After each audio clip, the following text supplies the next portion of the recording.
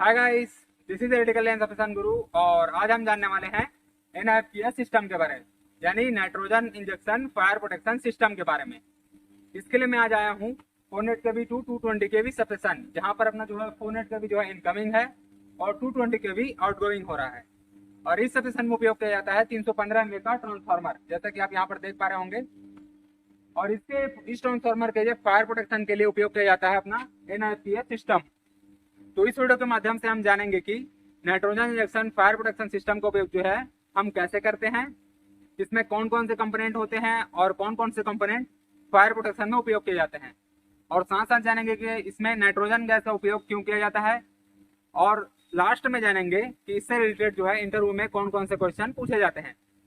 तो वीडियो को आगे तक देखते रहिएगा। तो चलिए फिर शुरू करते हैं।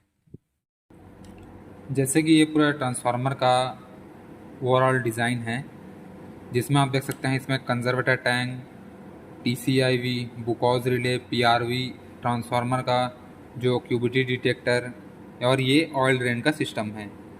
जैसे कि आप यहाँ पर देख रहे हैं, ये सीधा ऑयल ड्रेन होते हुए ऑयल पिट में आता है और ये नाइट्रोजन गैस जो है अपना ट्रांसफार्मर के निचले सतह से जुड़ा हुआ होगा। अब होता क्या है, बाई चांस मान लो ट्रांसफार्मर के इस वाइंडिंग में किसी प्रकार का फॉल्ट आ जाता है, जिससे इसका टेम्परेचर जो है बढ़ने लग जाता है। तो उस टाइम अपना जो यह डिफरेंशियल रिले है जो है अपना ऑपरेट होगा। डिफरेंशियल रिले ऑपरेट होने से अपना PRV या बुकॉज, जैसे कि यहाँ पर देख रहे हैं हम, यहाँ पर PRV है, यहाँ बुकॉज है, इन दोनों में से कोई एक एक्टिवेट होगा। और उसके एक्टिवेट होने के साथ अगर जब अपना डिफरेंशियल रिले और PRV या बुकॉज दोनों में से कोई एक ऑपरेट होगा तो अपना मास्टर ट्रिप रिले जो है, ट्रांसफार्मर का मास्टर ट्रिप रिले, वह ऑपरेट होगा, जिससे कि अपना NIPS को सिग्नल जाएगा और ऑयल ड्रेन प्रोसेस जो है स्टार्ट हो जाएगा।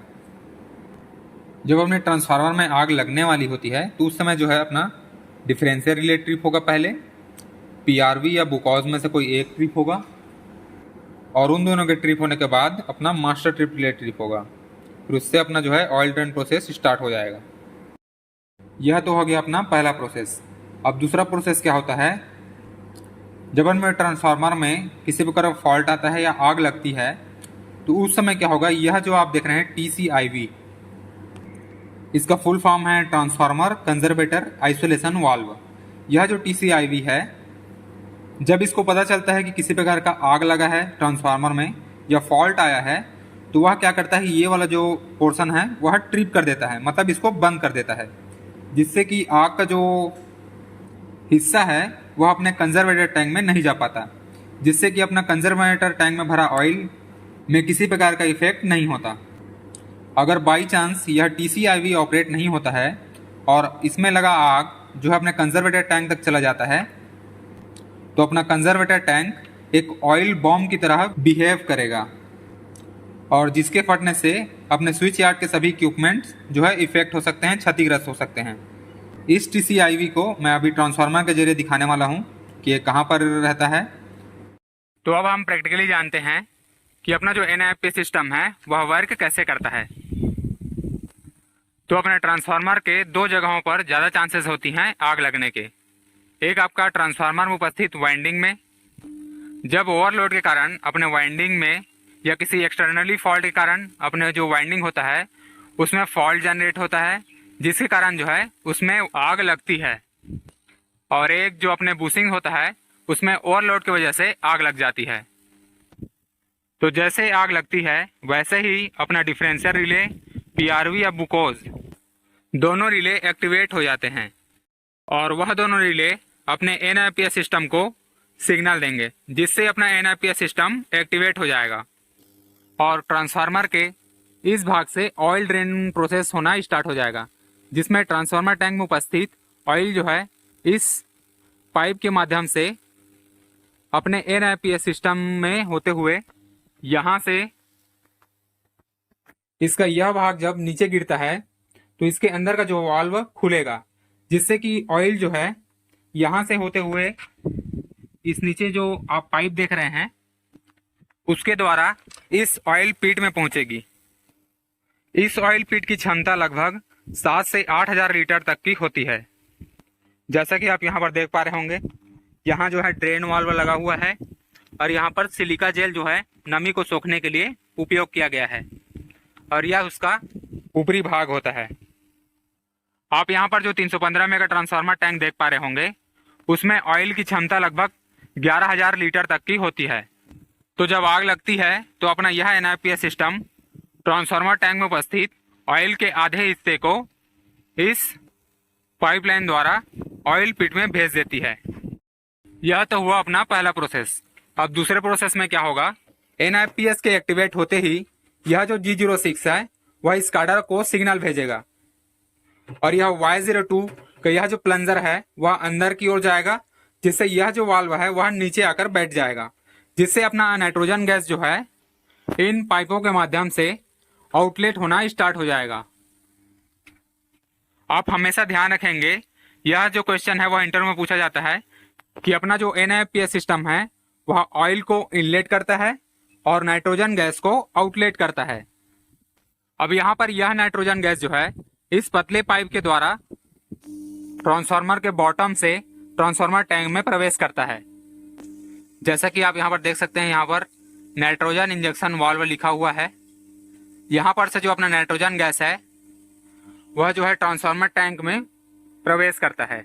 इस वाल्व को ट्रांसफार्मर के चारों तरफ लगाया गया है। तो अब क्वेश्चन यह उठता है कि नाइट्रोजन गैस को जो है अपने ट्रांसफार्मर टैंक में क्यों भेजा जाता है। तो आप सभी को पता होगा कि जब ऑयल ड्रेन प्रोसेस स्टार्ट होती है तो ऑक्सीजन गैस जो है अपने ट्रांसफार्मर टैंक में पहले से विद्यमान होता है और यह ऑक्सीजन गैस जो है वह आग को फैलाने का कार्य करती है। तो उस आग के फैलाव को रोकने के लिए और ऑक्सीजन गैस को खत्म करने के लिए ट्रांसफार्मर टैंक के अंदर नाइट्रोजन गैस को भेजा जाता है, जिससे कि ऑक्सीजन गैस पूरी तरह से समाप्त हो जाता है और आग के फैलाव को रोका जाता है। तो अब जानते हैं तीसरे प्रोसेस के बारे में। जब अपने ट्रांसफार्मर में आग लगती है और उस समय जब अपना गैस आउटलेट और ऑयल इनलेट का प्रोसेस स्टार्ट रहता है, फिर भी उस समय एक खतरा बना रहता है कि ट्रांसफार्मर टैंक में उपस्थित गर्म ऑयल जो कंटिन्यू कंजर्वेटर टैंक में फ्लो होती रहती है वह आग के प्रभाव के कारण और ज़्यादा गर्म हो जाएगी और जब वह गर्म ऑयल अपने कंजर्वेटर टैंक में जाएगा तो उस समय अपना कंजर्वेटर टैंक एक ऑयल बॉम्ब की तरह बिहेव करेगा और जिसके फटने से अपना सारा सबस्टेशन क्षतिग्रस्त हो सकता है। तो उस गर्म ऑयल को अपने कंजर्वेटर टैंक में जाने से रोकने के लिए इसके बीच में यह TCIV दिया होता है, जिसका फुल फॉर्म है ट्रांसफार्मर कंजर्वेटर आइसोलेशन वाल्व, जिसका काम होता है फॉल्ट की कंडीशन में ट्रांसफार्मर टैंक से फ्लो हो रही ऑयल को वहां पर रोक देने, मतलब कि वह वाल्व को क्लोज कर देती है, जिससे कि ट्रांसफार्मर टैंक में उपस्थित ऑयल आगे फ्लो नहीं हो पाती, जिस कारण अपना जो कंजर्वेटर टैंक है वह विस्फोट होने से बच जाता है। तो अब जानते हैं इसके चौथे प्रोसेस के बारे में। आप जो यहाँ पर बुशिंग के पास में यह जो सेंसर लगा हुआ देख रहे हैं वह फायर सेंसर होता है।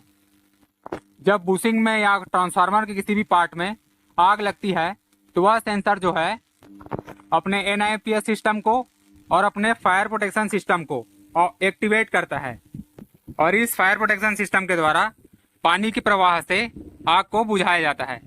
इस प्रकार से